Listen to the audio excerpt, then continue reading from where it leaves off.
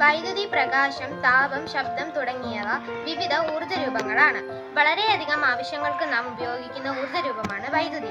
മറ്റു പല ഊർജ്ജ രൂപങ്ങളിലേക്കും എളുപ്പം മാറ്റാവുന്ന ഊർജ്ജ രൂപമാണ് വൈദ്യുതി.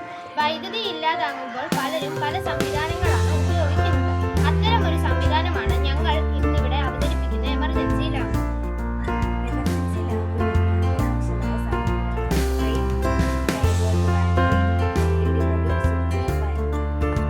എമർജൻസി ലാമ്പ് നിർമ്മാണ രീതി.